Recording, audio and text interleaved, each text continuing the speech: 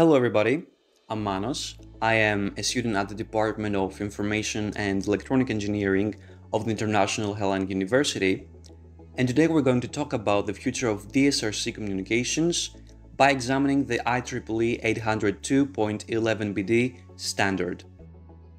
So these are the contents of my presentation, and let's get right into it. First of all, I'm going to do a small introduction to the field of science. So we have V2X, which is Vehicle to Everything. This is a broad field that is divided into two main categories.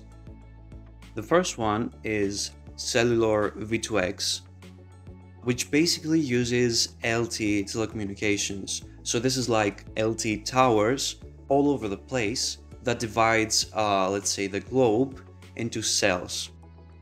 And this is how basically mobile networking works, for example 4G and 5G networks. But in this video we're not going to talk about it, because what we actually care about is the standard I mentioned earlier. And this one is not used by cellular V2X, but DSRC communications. And DSRC stands for Dedicated Short Range Communications. This means that LTE towers are not being used, so every station, let's say every vehicle, is transmitting and receiving data from another vehicle. But someone might ask why these technologies exist and continue to develop.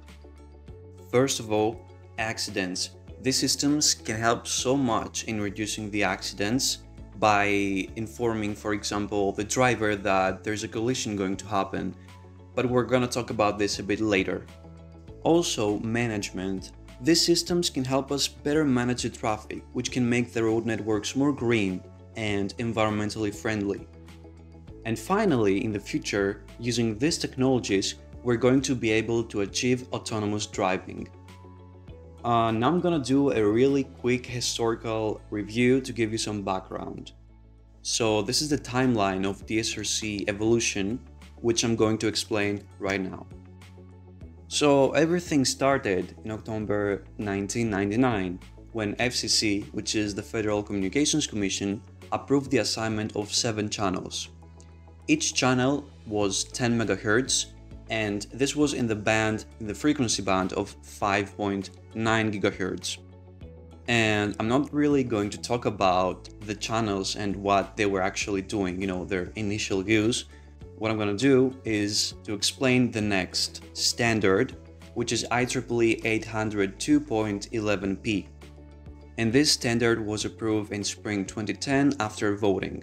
The purpose of this standard was to define some specifications needed for the ITS, which is the Intelligent Transportation System, which is like an advanced application that aims to provide innovative services in the field of transportation networks.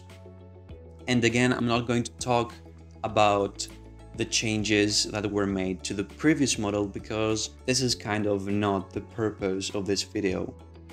And now finally, let's go to the whole point of the video, the new IEEE 802.11bd Standard. So basically, there was a need for development, because the already existing standards were not enough for the ITS. Therefore, IEEE 802.11bd came here with some goals. The first goal is providing high data transfer speeds, which means higher transmission rates compared to the previous models. Secondly, providing enhanced reliability, and I'm gonna tell you what exactly I mean here. And finally, ensuring backward compatibility, which means that if we have a device with the previous model and a device with the current model, ensuring that these two devices can actually communicate with each other without any problems. And then we have the expectations of the new model. First of all, we have data transmissions at speeds up to 50 km per hour, which means that once we achieve that, we can cover scenarios where, for example, 2 vehicles are traveling at really high speeds. Then we have data transmission in noisy environments. And what does that mean? So basically the signals will be able to travel longer distances without being distributed, something that can greatly increase system reliability. And then we have vehicle positioning functions that can be very useful for collaborations with other V2X technologies. But how? How can all of this happen? So all of this can happen with the following functions. First of all, we have channel bonding, which basically means data transmissions from two different channels at the same time. And this thing can increase not only data transmission rates, but also reduce data loss. In this slide, I've put some simulation results from a research I found that shows how important channel bonding actually is. Here you can see vehicles using channel bonding and vehicles not using channel bonding depicted with different icons. And as you can see here very clearly, the mean waiting time has decreased drastically. And this means that packets take less time to transmit, resulting in higher speeds. In the second chart here, you can see that idle probability has increased. But what does it actually mean? Basically, there are more chances the device is not busy with data transfer, and this can make more space for other functions that can be more important at that time. Then we have success probability, which has also increased, and this immediately means less errors, which means increased reliability. And finally, we have decreased mean access time, which means that the next generation vehicle device needs actually less time to gain access to another device and start the data transmission. The next feature we're going to talk about is mmWave frequency band. And this means that the data is just being transferred at higher frequencies, from 30 to 300 GHz. And this is actually really high because if you remember, I told you that the original frequency band of DSRC communications is 5.9 GHz. So 30 to 300 is, yeah, it's really high. And here we also have simulation results of mmWave. So the blue line means vehicle using mmWave and the yellow line means vehicles not using mmWave. So if you see at these charts, the throughput and the delay are really high and really low. But this is true in shorter distances, because if we go further, you can see that mmWave technology is actually less efficient. So yes, mmWave is really useful, but in shorter distances, because otherwise it will be less efficient. And the final function I'm gonna talk about is retransmission, which actually means transmission of the same data packet more than once. And why this is important? Because obviously retransmission increases reliability. I believe this is too obvious, because the more times you transmit the same data packet, the more possibilities there are that the overall information will be transmitted without any error. And because of the fact that it is too obvious, I don't have any charts here, so I just show you the procedure. When a device wants to send a packet from a channel, it first checks if the channel is occupied. If the channel is occupied, it waits until the channel is released. And this method is called carrier sense multiple access with collision avoidance. So therefore, once the channel is released, the device waits for a short period of time before starting the actual transmission. And this short period of time is called AIFS. So when the first transmission is completed, the device can choose to perform up to 3 optional retransmissions. But pay attention here, because each retransmission is separated by a shorter time interval than AIFS, which is called SIFS, short interframe space. And the reason why this interval is shorter than AIFS is to basically ensure that the device does not lose control of the channel during the whole retransmission process. By the way, the new standard has of course more features. These were just the most important ones according to my opinion. Now we will talk about the applications, starting with security applications. Collision avoidance system. 2 vehicles communicate with each other up to 300 meters away. They exchange various important information with each other. Now, in case of danger, a warning can be displayed on the car screen, or for example, an automatic stop can be activated on time to prevent a possible collision.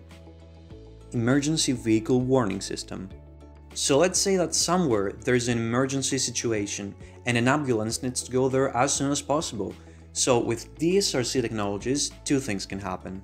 First of all, the drivers can be informed that an ambulance is on the way, so they can be more careful. And secondly, a traffic lane can be also released with this smart signs you can see here. In this way, the ambulance will be able to arrive faster at its final destination. Vehicle safety control. This is referring mostly to companies that own trucks. In Europe, many of these companies have truck stations in their facilities that use DSRC technologies that can actually verify if a truck has been violated or not, according to the rules that they have set, of course. Here I have some more security applications that I'm not going to talk about, like left turn assist, emergency electronic brake lights, intersection movement assist. I give a very brief explanation. If you want to read it, you can have a look at my research paper on the description. Now we're gonna talk about other not security applications. We're starting with wireless tool collection, which I think is the most popular DSRC use. I guess everybody has seen it at least once in their lives. So in short, there's a device inside the vehicle that is connected to the bank account of the driver. As soon as the device passes through a tool station, the account is charged automatically. This whole thing makes tools less annoying, as it can for sure reduce traffic jams. And this obviously means less carbon dioxide emissions, which makes, as I said, the road networks environmentally friendly. The next application is smart parking, and it is very important, especially in cities with high traffic, like New York City, Boston, Chicago, Los Angeles, Washington, San Francisco, Philadelphia, Atlanta, Mexico, Paris, Moscow, and stuff. The basic concept is that someone will be able to find any nearby available parking spaces and also navigate there using their phone or car screen. And then we have data collection, which is also very important, because it will be possible to collect data like accidents, traffic conditions, parking availability, and many more that can be useful for companies, organizations, and universities for the benefit of our society. Now let's talk a little bit about the future applications. Everything shows that the future of DSRC networks, like many other technologies, is moving towards intelligence. Now, as I said earlier, one of the DSRC applications is data collection. Therefore, this data can be used to educate a machine learning system that can implement autonomous driving in the future. Conclusion. Through this short presentation, we learned about the history of DSRC technologies, analyzed the new model, and explored some of the applications. It's clear now that DSRC is already making a difference and has the potential to help humanity even more in the future. Before we finish, I want to acknowledge the sources and references that made this video possible. For a deeper dive into DSRC technologies and the IEEE 802.11bd model, you can check out the research papers, articles, and reports listed here. Thanks for watching.